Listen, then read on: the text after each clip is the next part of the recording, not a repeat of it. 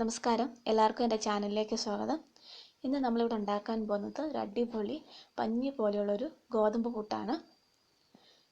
അപ്പോൾ ആദ്യം വീഡിയോയിലേക്ക് പോകുന്നതിന് മുന്നേ നിങ്ങൾ എൻ്റെ ചാനൽ ആദ്യമായിട്ടാണ് കാണുന്നതെങ്കിൽ ദയവായിട്ടൊന്ന് സബ്സ്ക്രൈബ് ചെയ്യണേ. കൂടാതെ തൊട്ടടുത്തുള്ള ബെൽ ബട്ടൺ ഒന്ന് പ്രസ് ചെയ്യണേ. ഇനി നമുക്ക് എങ്ങനെ പഞ്ഞി പോലെയുള്ള ഗോതമ്പ് പുട്ട് ഉണ്ടാക്കുന്നതെന്ന് നോക്കാം. അതിന് ഞാനിപ്പോൾ അല്പം വെള്ളം തിളപ്പിക്കാൻ വെച്ചിട്ടുണ്ട്. ഇതിപ്പോൾ ഞാൻ 2 കപ്പ് ഗോതമ്പ് പൊടിയാണ് എടുത്തിരിക്കുന്നത്. അതിലേക്ക് പാകത്തിനുള്ള ഉപ്പ് ചേർത്ത് കൊടുത്തിട്ടുണ്ട്. ഇനി ഒന്ന് മിക്സ് ചെയ്യുക. ഇനി നമ്മൾ ഈ തിളച്ച വെള്ളം ഉപയോഗിച്ചിട്ടാണ് ഈ ഗോതമ്പ് പൊടി കുഴച്ചെടുക്കുന്നത്. അപ്പോൾ അല്പം വെള്ളം ഒഴിച്ച് വേണം നമ്മൾ ഈ പൊടി നനച്ചെടുക്കാനായിട്ട്. അപ്പോൾ ഞാൻ ആദ്യം അല്പം വെള്ളം ഒഴിച്ചു, ഒന്ന് മിക്സ് ചെയ്തു. ഇപ്പോൾ നല്ല ചൂടുള്ള വെള്ളം, തിളച്ച വെള്ളം ആയതുകൊണ്ടാണ് തവി ഉപയോഗിച്ച് നമ്മൾ കുഴച്ചെടുക്കുന്നത്.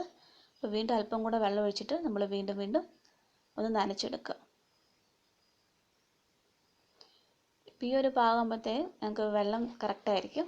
ഇനി നമുക്ക് വെള്ളം ഒഴിക്കേണ്ട ആവശ്യമില്ല. ഇപ്പോൾ ചൂട് പാകമായതിന് ശേഷം നമുക്ക് ഇതുപോലെ കൈ വെച്ച് നന്നായിട്ടൊന്ന് നനച്ച് കൊടുക്കുക.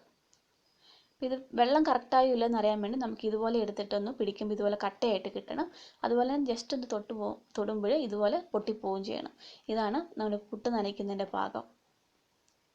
ഇത് നമുക്ക് കൈ വെച്ചിട്ട് നന്നായിട്ട് ഒന്ന് നനച്ചെടുക്കാം. അപ്പോൾ നമുക്ക് കൈ വെച്ച് നന്നായിട്ട് നനച്ച് ഇതുപോലെ കിട്ടിയിട്ടുണ്ട്. ഇനി നമുക്കിതൊരു 10 മിനിറ്റ് മൂടി വെച്ചതിന് ശേഷം നമുക്കിത് അല്പം മിക്സിയുടെ ജാറിലേക്ക് മാറ്റിയിട്ട് ഒന്ന് പൊടിച്ചെടുക്കാം. അപ്പോൾ എന്തെങ്കിലും കട്ടകളൊക്കെ ഉണ്ടെങ്കിൽ അത് മാറിക്കിട്ടും. അതുമല്ല ഇത് പുട്ട് നല്ല സോഫ്റ്റ് ആകാനും സഹായിക്കും. അപ്പോൾ കുറേശ്ശെ ഇട്ടിട്ട് ഈ സമയത്ത് നിങ്ങൾ കുഴച്ച് വെള്ളം കൂടിപ്പോയിട്ടുണ്ടെങ്കിൽ ഈ മിക്സിയിലേക്ക് ഇടുന്ന സമയത്ത് നിങ്ങൾ അല്പം ഗോതമ്പ് പൊടിയും കൂടെ ചേർക്കുകയാണെങ്കിൽ ഇതുപോലെ തന്നെ നമുക്ക് കിട്ടുന്നതായിരിക്കും. വെള്ളം കൂടിപ്പോയാലും നിങ്ങൾ പേടിക്കേണ്ട. മിക്സിയിൽ അടിക്കുന്ന സമയത്ത് ഇതുപോലെ ഒരു സ്പൂണിൽ അല്പം ഗോതമ്പ് പൊടി ചേർത്ത് കൊടുത്താൽ മതിയാവും. അപ്പോൾ ഞാൻ എല്ലാ ഗോതമ്പ് പൊടിയും എടുത്തിരിക്കുന്ന ഗോതമ്പ് പൊടി ഫുള്ള് മിക്സിയിൽ അടിച്ചെടുത്തിട്ടുണ്ട്. ഒട്ടും കട്ടിയില്ലാതെ നല്ല സോഫ്റ്റായിട്ട് നമുക്ക് ഗോതമ്പ് പൊടി നനച്ച് കിട്ടിയിട്ടുണ്ട്. ഇനി നമുക്ക് പുട്ടുകുറ്റിയിലേക്ക് മാറ്റി വേവിക്കാൻ വെക്കാം.